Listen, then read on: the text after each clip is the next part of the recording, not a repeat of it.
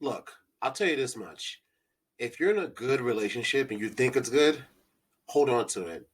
Trust me, there's nothing for you out there. Nothing for you out there. This is the Firm and Fair podcast. I'm your host, The Spencer Perspective, and we have work to do. Let's get to it. So the question for the day is, are relationships truly a thing of the past? If you want the short answer to that question, no, they aren't.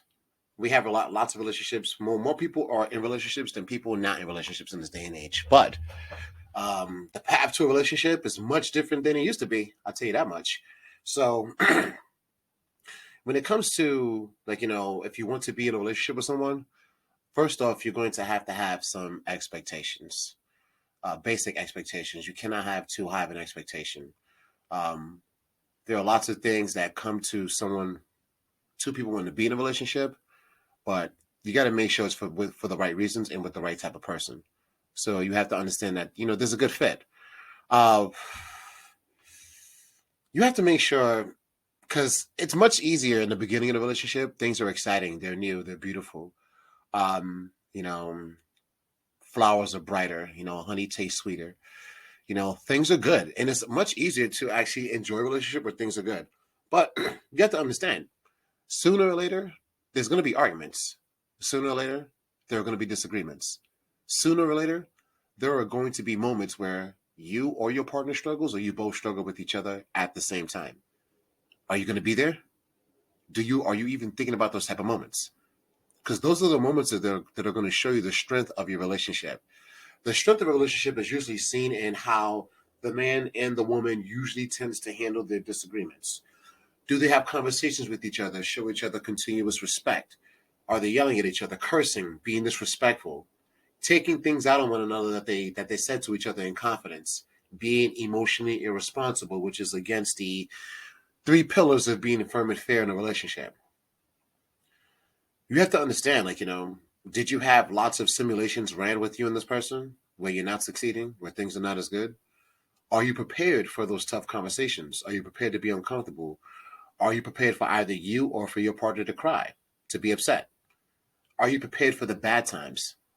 This is how you have to work backwards to understand if a relationship is truly a thing of the past.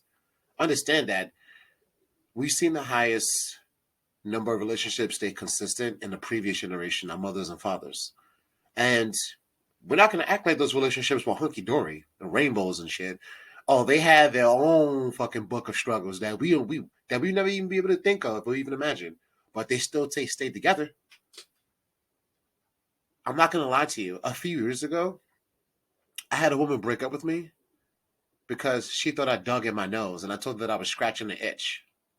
She broke up with me because I said I did not dig in my nose, I was scratching. And she got angry with me about my own nose.